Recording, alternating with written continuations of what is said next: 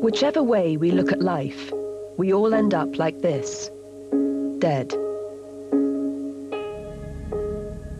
And although it has always happened, we haven't got used to the idea, especially here in the Western world. It's very hard to accept the finality, the absurdity of death. Humans know that they've been put into an absurd position by nature. And that's almost impossible to take. And of course, most people can't take it, and so therefore invent alternative realities. There's not a lot that we're given to believe in. this, nobody goes to the church anymore. More people go to shopping centres on a Sunday morning. Well, shopping centres don't help much when your world's fallen apart because somebody that you love has died. Without the reassurance of traditional religion, death is a frightening and unknowable final act. Today, there are some who claim to provide an answer. I always tell people we are so much more than these physical bodies. For psychic mediums, death is not the end of life, but the start of the afterlife. This is the story of the rise of psychic mediums, from their origins 150 years ago to orchestrating TV extravaganzas attempting to make contact with Princess Diana's spirit.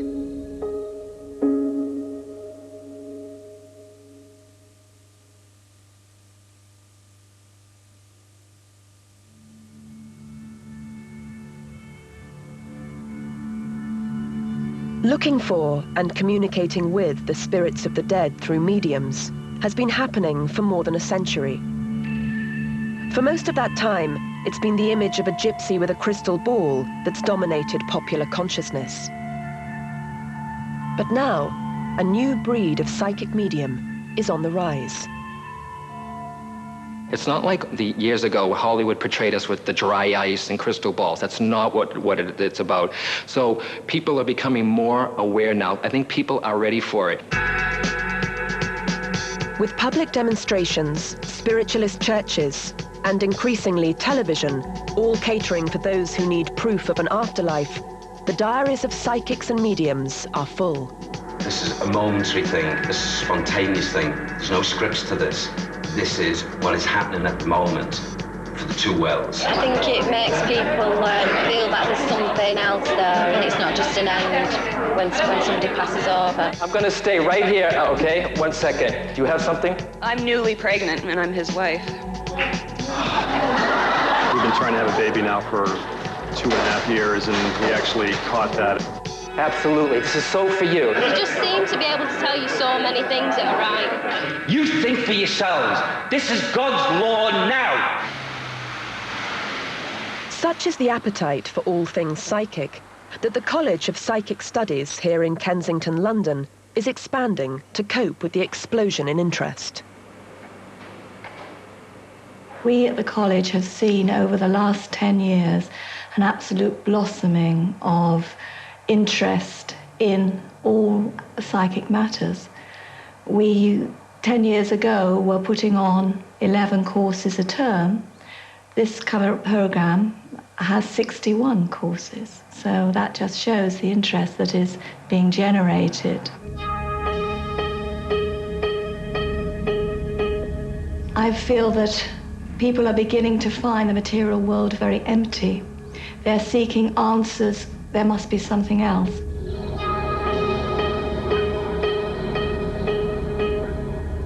And that is where the college comes in, because it is when you start to focus inwardly as opposed to externally that you begin to connect with your spiritual and begin to get some of the answers that you're looking for.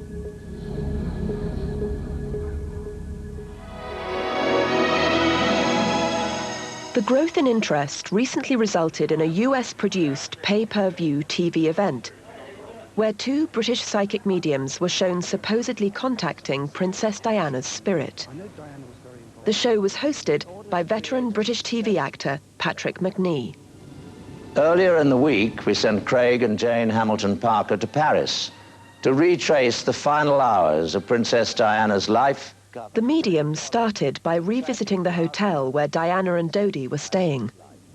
So, What do you think about this feel around this area then, Jane? I really get a sicky feeling here, as if I'm panicking a little bit, because I just want people to leave us alone. This is what I'm feeling that Diana's feeling, and I'm feeling as if Dodie's saying, don't worry, my darling, it'll be okay. The paparazzi, I feel, are already here. Yeah. There's a feeling with this. It's just like, let's get out of here quick, and let's go. Let's go.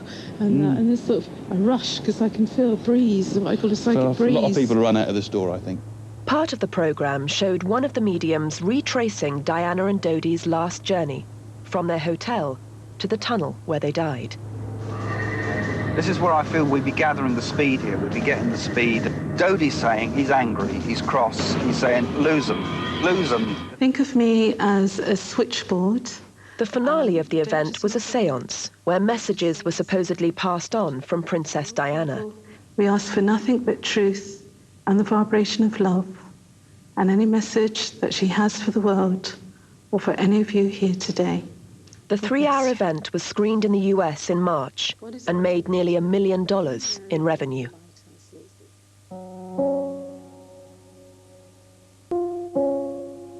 In the same year that Princess Diana died, the writer Justine Picardy found out her sister had cancer. We were very, very close. She was my best friend as well as my sister, and we spoke to each other constantly. We literally would talk 5, 6 times a day sometimes.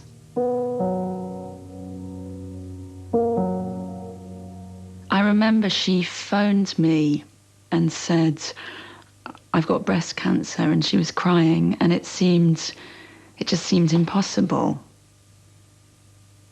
I remember hearing her words, thinking she can't have breast cancer, but she did, and it spread very fast. It was already at a fairly advanced stage by then, and she died 10 months later. And it felt against all the laws of nature that she should be dead.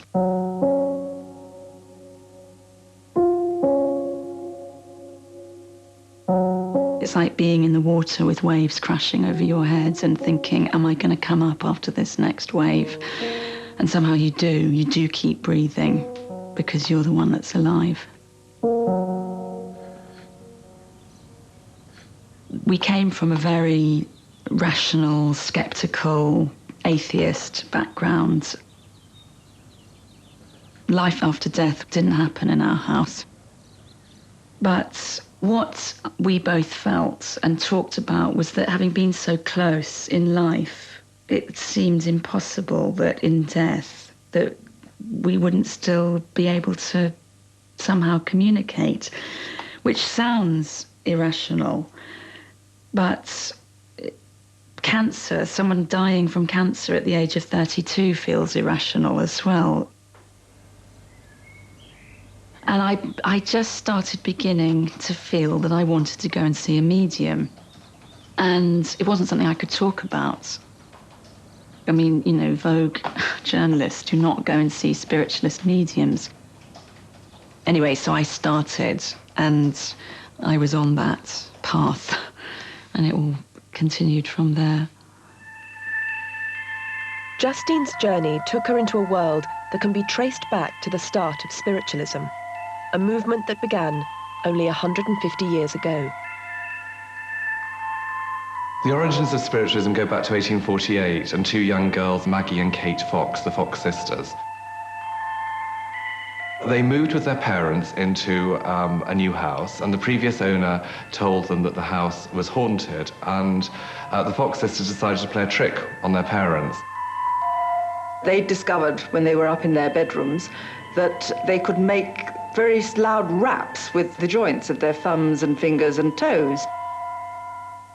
And they could make them even louder if they had some sort of sounding board like the end of the bed.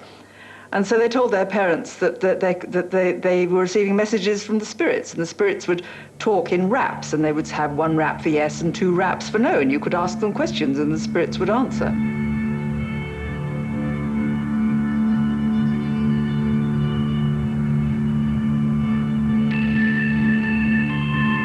And the story gathered pace. Neighbours came to see, visitors came to see, and they became convinced that the Fox sisters were not playing a trick on the parents, but actually were somehow communicating with the dead, and messages were coming from the dead through these bumps and knocking noises that the Fox sisters were making. People would sit and watch them. They couldn't see how they were making them. They could only think that somehow this was opening a line of communication with heaven.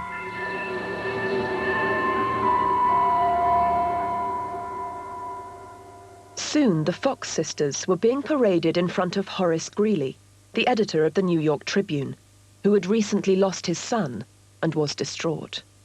And before very long, Greeley came down to visit the two sisters, and they put him in touch with his son. And he became, I think, very fond of the girls, and really, and obviously very taken with what they were doing, and he began to promote them.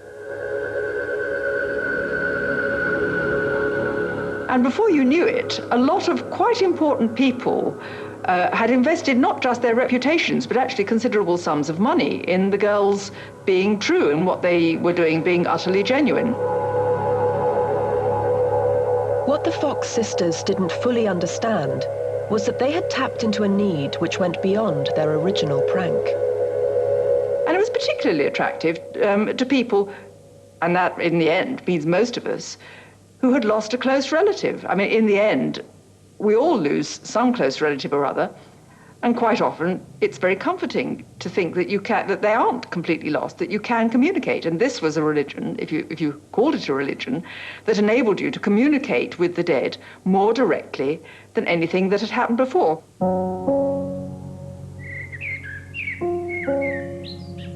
Secretly, I was waiting, you know, for her, because she said she was always going to be with me. But there was no sign, there was no ghosts, there were no voices in the night.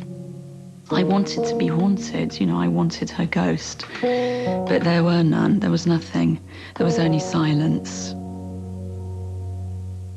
And I felt incredibly isolated in this terrible silence. Justine booked herself an appointment to see a medium. And the first person that I saw there was fantastically unconvincing, infuriatingly so. And the next guy that I saw was very good at what he did. So much so that for a few minutes as I left, I thought, well, there's it. There it is. There's my proof. My sister still exists in some way and the dead still speak. And then the kind of doubt begins to creep back in again. But for me, once the doubt began to creep back in again, I needed another fix of the comfort. I felt like a child before Christmas. It was like Christmas Eve. I always felt that there was going to be this incredible, magical present, that there would be this final piece of proof. It's the kind of holy grail of psychical research, that there will be this definitive proof.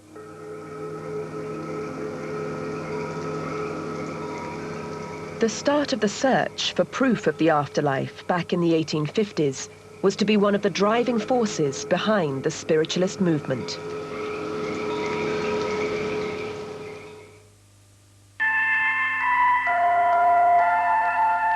The search for proof of the afterlife began in the 1850s, but quickly ran into problems. While the Fox sisters were becoming celebrated mediums, biologist Charles Darwin published On the Origin of Species. He introduced the idea that all living beings were governed by a natural mechanism, that only the fittest survived. It sent shockwaves through traditional Christian belief, for it undermined the notion of a divine creator. If there was no need for God, there was no need for heaven. Effectively, he was saying, there is no afterlife. This is the here and now. You know, there is all these promises that religion have been setting up are false of afterlives. And I think that was a very widely disseminated message. It wasn't just an academic idea. It was an idea that got through on every level.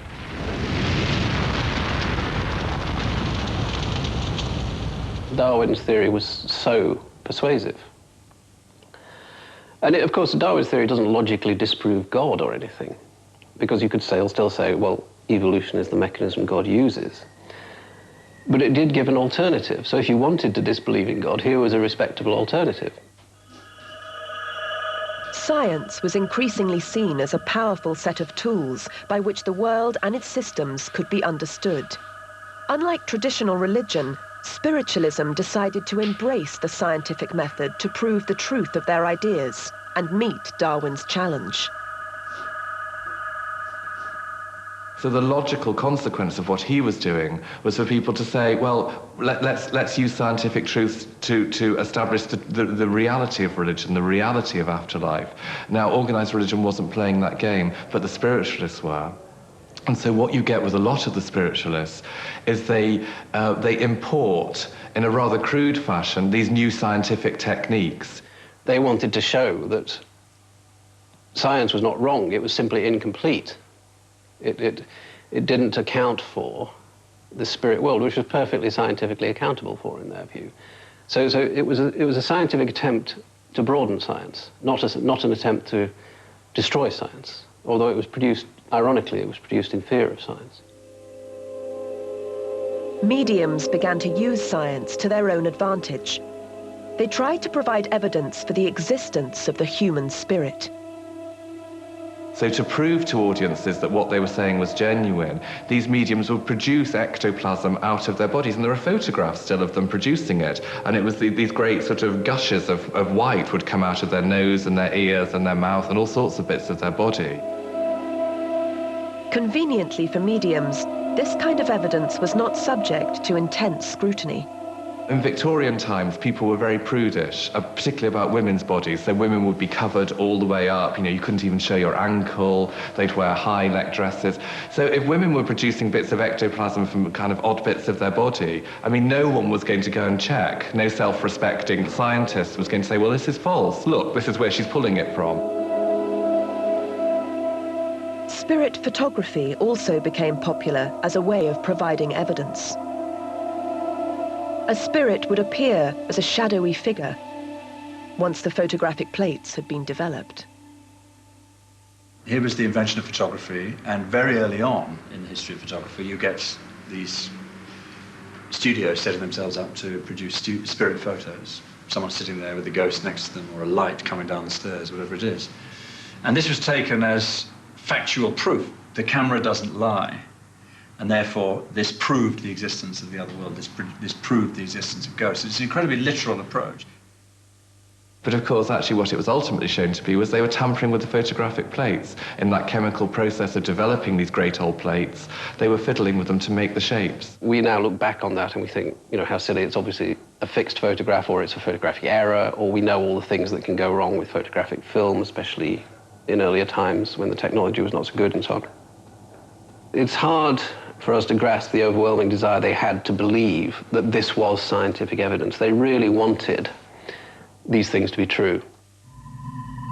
It was during this period of ectoplasm and spirit photography that a potential bombshell to the whole spiritualist movement was dropped. Kate Fox, the originator of the then 15 million strong movement, admitted publicly that she and her sister had been cheating all along. But by that time, the whole thing had got so much momentum that it was just dismissed. It couldn't be allowed for her not to believe, and for her to be cheating. It just wasn't possible anymore. Over the next 50 years, people found other mediums to invest their faith in, and mediumship became more sophisticated. It used techniques that proved difficult to dismiss unless you believed it was genuine. And even today, there are many examples of mediumship that appear to have no explanation. Justine Picardy had one such moment when she had a psychic phone reading with Rita Rogers, Princess Diana's medium. She started saying that she was hearing two voices. One was the voice of my sister, and the other was the voice of a friend of mine who died. and she said that this woman's daughter was in the house as we were speaking, which was true, and she named the little girl and came up with the right name, and it's an unusual name. And my friend who died also had a very unusual name, and she said them both. And that seemed incredibly magical, that suddenly that there I was in London on the phone, and there was Rita in Cheshire on the other end of the phone, and somewhere between us were floating these spirits who were talking to her. Either it was that, or she's telepathic and can somehow pick up on my unconscious thoughts, voice my unspoken thoughts. I mean, I saw dozens and dozens and dozens of mediums, and I think there were probably, well, less than a handful who could do that. Maybe, 1 in 50. And I don't know. It's not for me to say how they do it or what it is they do.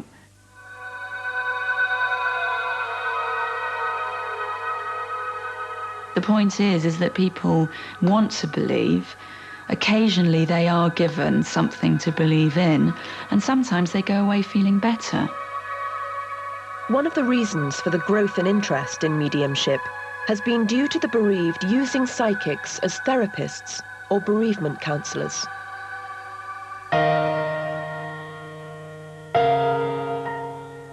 It's very hard work to mourn, because every situation in which you've known the person who was alive, you've got to remind yourself each time, each day, each waking up in the morning, each coming home at night, that they are not there now. Once you understand what the normal mourning process is and the absolute horror and impossibility of the fact that the person you love has gone, it becomes very easy to understand why people might go to psychics. Obviously, what you want to do is to make contact with this person. And if you can't keep the whole thing in your mind, you can't tolerate the fact that this rearrangement of the internal mental furniture has got to happen, then you may indeed do what shrinks would call acting out, which is to try and actually find a way to actually find this dead person again. And a psychic is, one of the commonest ideas that exist in our society for making contact with the dead. Now, I think people go to psychics in order to short-circuit the process of mourning when it proves to be too painful or too difficult. It's a seeking for a comforting solution to a very uncomfortable fact of life.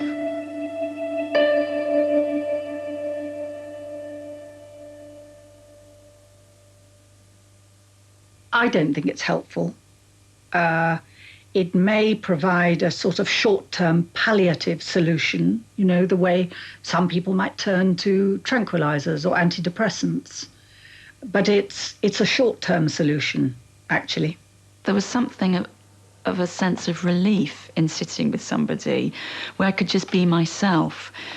Now, people might say, well, you'd get that from therapy, say, from psychotherapy, but in my experience, most therapists are rationalists and atheists. And bereavement counsellors, their whole training is to get you to move on. And actually, just to sit and say to somebody, I really miss my sister, I miss her so much. And for them to say, yes, I understand. Because I was in such an extreme state of bewilderment and unhappiness that there seemed a real sense of relief in being with these people. Grief has always been fundamental in keeping spiritualism alive, but its popularity has always ebbed and flowed. At the dawn of the last century, the vogue for contacting the dead received a wholly unexpected boost. You sort of have two waves of spiritualism. You have the initial wave from the 1840s, 1850s, 1860s onwards, and then it dips a bit around the turn of the century. People become less interested. Some of the original pioneers die, and then you have a whole resurgence of it again during the First World War. And for obvious reasons. You know, people were losing their sons, losing their loved ones, losing their husbands, losing their children, whatever, and they wanted to contact them. So, of course, spiritualism immediately took off again in the most fantastic way, because the reason why everybody had wanted to believe was rekindled and thousandfold. In that state of grief, of course, you're not rational and you are prepared. And indeed, what you want more than anything else is to believe that this is true, what's being said to you. And the great First World War spiritualist was Conan Doyle, the inventor of Sherlock Holmes, who lost his son in 1916 in the First World War. And he was very much taken in by this. And he used to do these enormous lecture tours around the States and around Britain. Talking about, his book was called The New Revelation, and talking on those themes and talking about how you could physically contact the dead.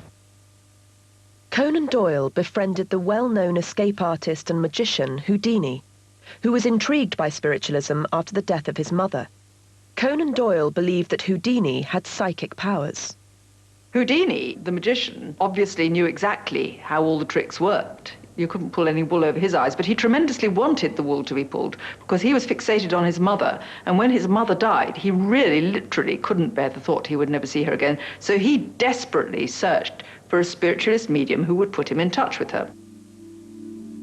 Mrs. Conan Doyle was also a committed spiritualist and a medium. So she arranged for Houdini to attend a séance so he could contact his mother.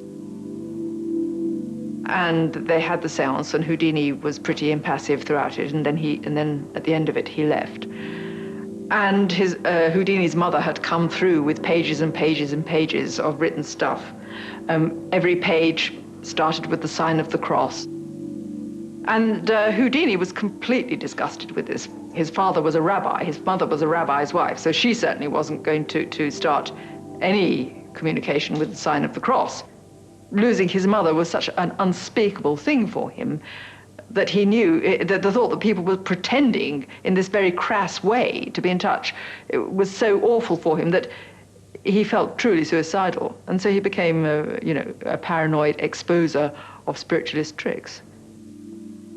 Despite Houdini's obsession with exposing fraudulent mediums, he did little to affect people's fascination with them and the need for the comfort they provide when grieving.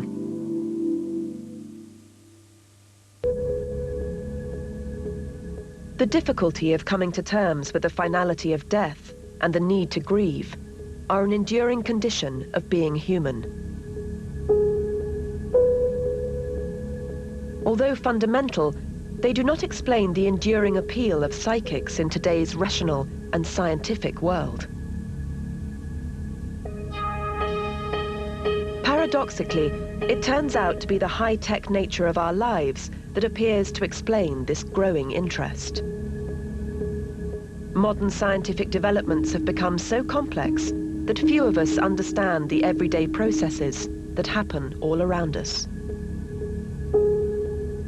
If you were in the 19th century and you were reasonably well-educated, reasonably scientifically literate, you could probably work out how most of the machines you saw worked, a steam engine, whatever. That's not true now. I mean, I don't understand quantum theory, therefore I don't understand how computers work. I mean, I understand how they work in the most general terms, but I don't really understand. I don't really understand how mobile phones work. I don't really understand how anything works, really, because everything we use involves chips and highly complex things. And that means that people feel that they're not in control of their lives, that they increasingly don't understand why anything happens, just as I haven't the faintest idea why the light comes on when I flick the switch. This technological ignorance appears to have had an extraordinary effect. Science, by baffling and bewildering people, has triggered an almost irrational response. despite the fact that our societies are much better educated than in the past, and despite the fact that we supposedly know a great deal more, we also, the more advanced we get, the less we seem to know about how our life is actually working. And that makes us much more vulnerable to wanting magical explanations.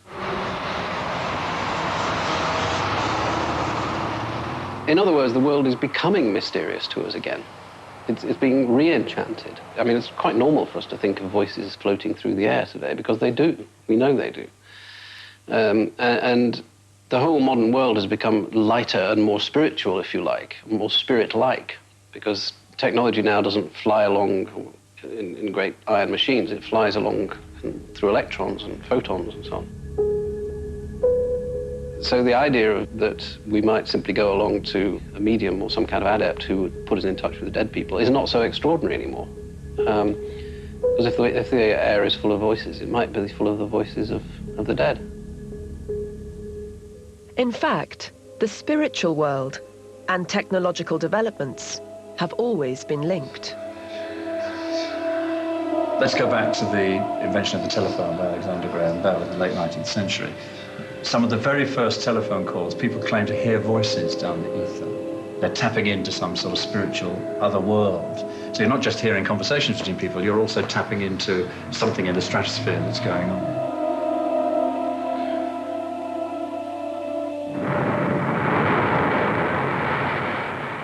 Take the space race in the 1940s and 50s, where you'd think that people would be interested in the science, in the physics that makes these things go up, and in the historical origins of the space race in the V-2 rockets in the Second World War. No. What it turns into is unidentified flying objects, alien abductions, and all sorts of mumbo-jumbo that, in a funny, irrational way, helps people to come to terms with new technology. Somehow, there's a kind of agenda of anxiety that's going on. People are frightened of these progressive things, so they take a sideways step and either demonize them if they don't like them, or spiritualize them if they do like them, but either way, turn it into a sort of parallel universe.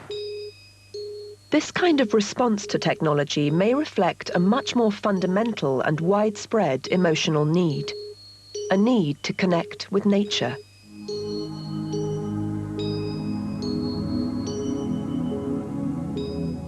I mean, it's not completely far-fetched to suggest that as creatures who've evolved, that we do have some kind of instinctive need for a connection with nature.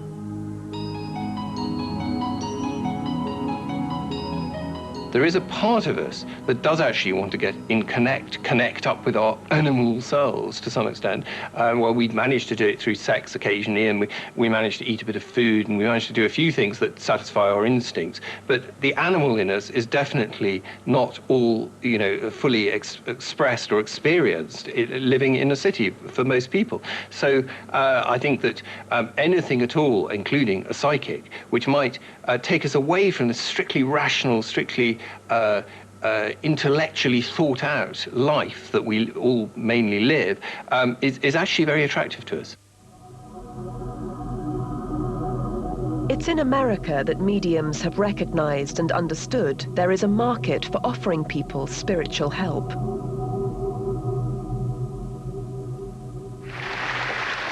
It has spawned a new breed of psychic mediums, like John Holland, whose charismatic performances are always packed. I just knew things that I couldn't possibly have known as a child. When the phone was going to ring, who was coming over, who was going to get sick. So I used to freak out my parents. And my dad used to say to me, "Something's wrong with your son." So what did I do? I hid it. I stopped doing it.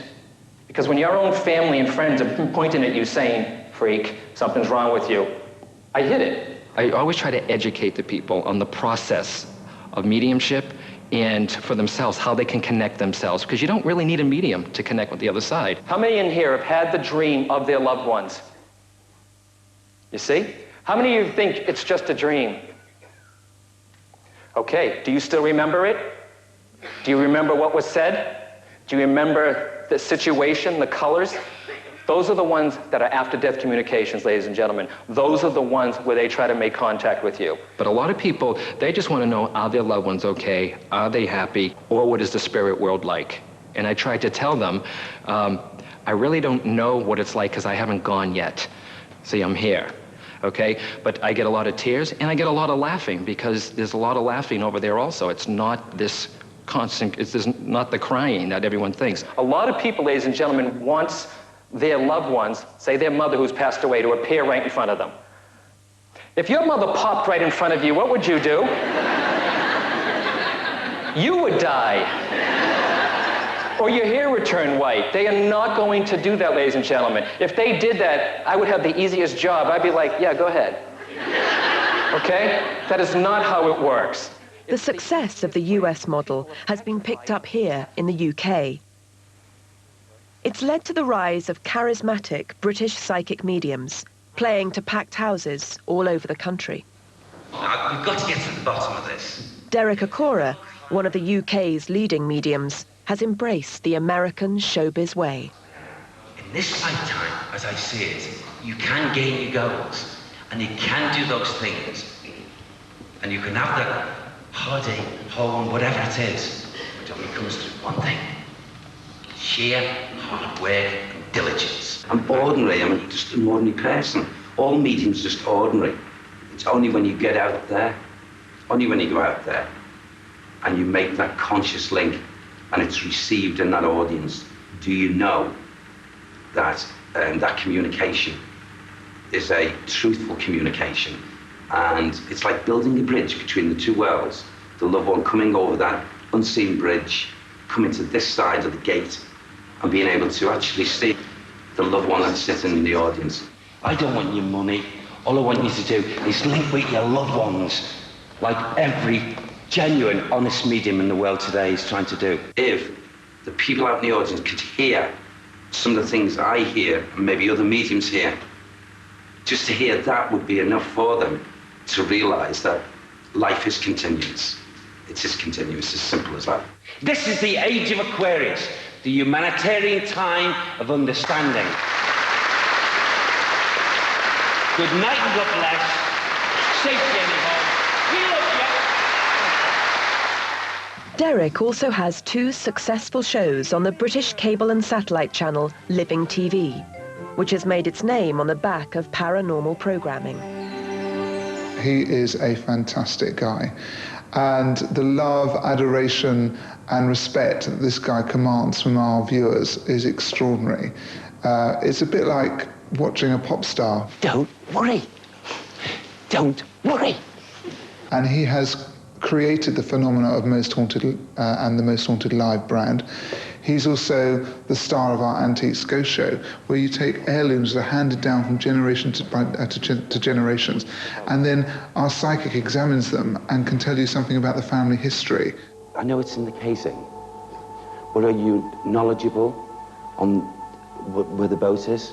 If it was to be taken out, on the bottom, is there something written? I couldn't tell you. As well as promoting psychics such as Derek Akora, Living TV was also unique amongst UK broadcasters for giving British audiences a chance to see excerpts from the American-produced Spirit of Diana show. When we heard about the programme that was going to involve the séance with Princess Diana, there was absolutely no way that it could be on any other channel but Living TV. Living TV is the home of all things paranormal.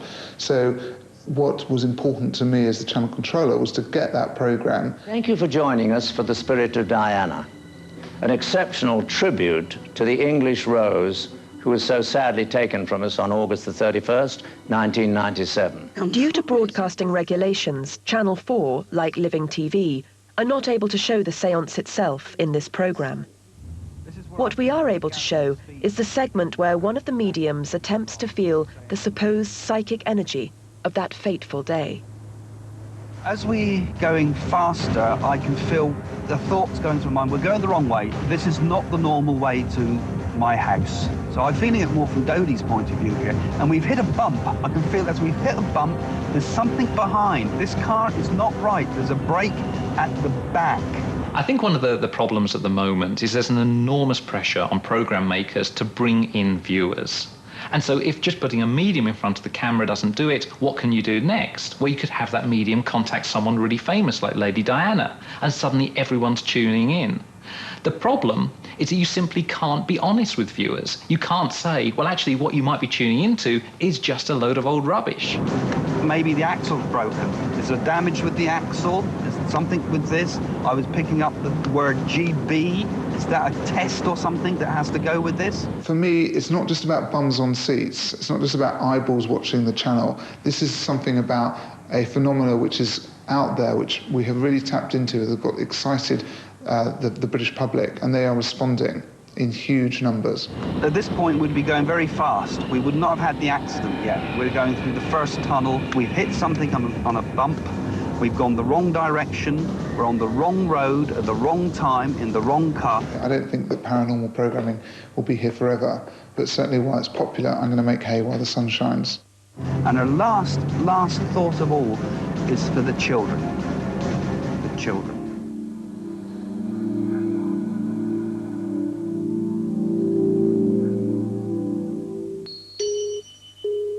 The growth in interest in psychic mediums is the result of an unexpected fusion. Mass media and entertainment has harnessed the perennial fear of death and the need to grieve to create a wholly modern form of coming to terms with the death of people we love. For me, it kind of reaffirms what I already knew, but it's amazing that John would know that. You know what I mean? Like, I already knew David was here, but little things like he mentioned something about a horseshoe, and I found a horseshoe that I'd given David. It was in his apartment, and John, there's no way John could have ever known that. And so it just confirms that they are trying to talk to us through people. And for me, it just made me know that he's here and he's happy, and somewhat the elephant that's been sitting here for 3 months seems to be getting ready to get up and take off. I mean, I think they provide comfort for me, definitely. And to just know that they're still around, that they're still around is really great to know that. And that when we go, we don't really leave. It's the failure of traditional Christianity to help people through the grieving process and to think about their own mortality that seems to have sparked off new ways of thinking about death. Ways that aren't necessarily consistent. There's not a lot that we're given to believe in. Nobody goes to the church anymore. Well, very few people do. More people go to shopping centres on a Sunday morning. Well, shopping centres don't help much when your world's fallen apart because somebody that you love has died. Death is certainly a taboo in our society now. We don't talk about death. And because death is so unknowable, and because in some ways all of us at some stage have some hope that there would be life after death.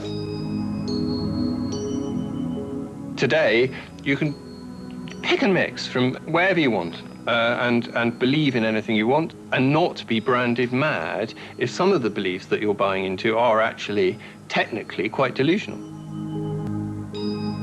I think spiritualism now is best placed or best seen within the context of a kind of privatization of faith.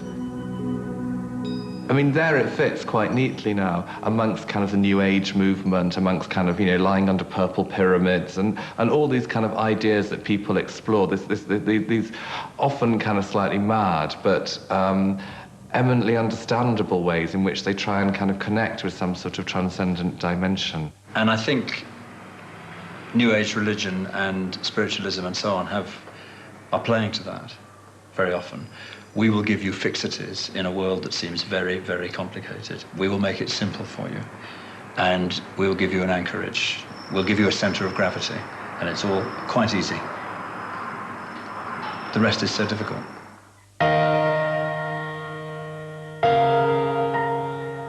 Perhaps what really lies at the heart of our anxieties about death is the event itself.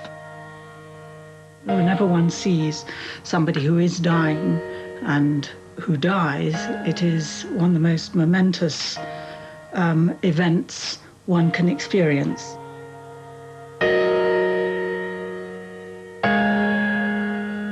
I'd never felt anything as animal as that before, apart from actually when I was giving birth. It was totally beyond speech, beyond anything rational. I sat with her body and I held her hand, and it looked like she was sleeping. It seemed impossible that she was dead. But, you know, I held her hand, and her hand grew cold. You think you're prepared, but nothing prepares you. Nothing can prepare you. Though I think that in the days before Ruth's death, my sort of abiding image of her was in bed and turned towards a wall. It was like she was turning away from the world that she was in.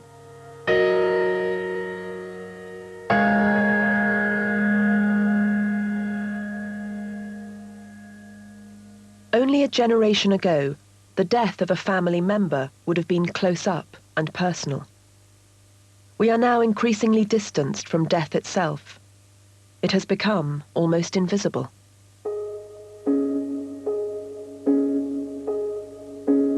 In the past, cultures, even perhaps individual families, have found ways of dealing with this. It involved exposure to the body, embalming, rituals of burial, and so on, prayers, attempts to communicate, maybe for a bit while the dead person was moving to another place, another world. We don't do any of that anymore. We don't see people die. We don't actually even experience the reality of a corpse in front of us. It's actually quite rare for people to confront the physical reality of death, to the extent that a relative is probably going to die in a huge national health hospital. Is probably going to be buried in a funeral service that takes 20 minutes, and there's 3 other people waiting for the 2:30 shift outside. And so it's all incredibly depersonalized in a way that in village England, or in England up till the mid-19th century, just wouldn't have been the case. People, you know, the whole village would have turned out for a funeral, and chances are that everyone there would have known the person, or their lives would have touched them. So it really, you know, was, you felt the human side of this. And I think the kind of dehumanization, the antiseptic imagery of death today explains why some people want to short-circuit that and want to rehumanize it, repersonalize it, and not necessarily by changing any of that, but by moving into some sort of spiritual realm where they can make contact with the other world. And though science has not proved the existence of any such world, there is an acknowledgement that scientific explanations of everything we think and believe are not complete. So the science we believe now could be completely wrong. In fact, in the long term, it almost certainly is. We're just using generalizations that we know about now. I don't think people would be that surprised if tomorrow a scientist said, I've just found the spirit world. You know, it's just outside Godalming or something. I mean, people wouldn't be that surprised. It's because people are now accustomed to the idea that science changes completely all the time.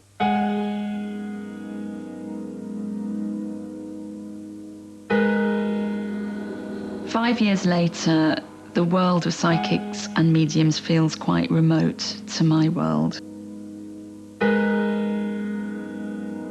I'm back in what, you know, I call the real world.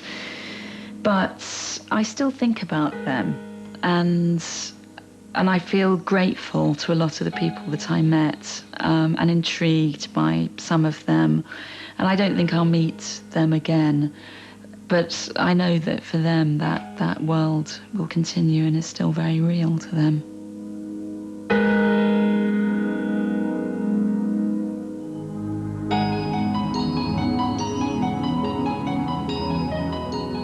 Psychic Night continues next on 4 with the Ultimate Psychic Challenge, looking for proof from the experts that they can really talk to the dead. And tomorrow night at 8 we conclude our look at the history of astronomical religion in Gods in the Sky.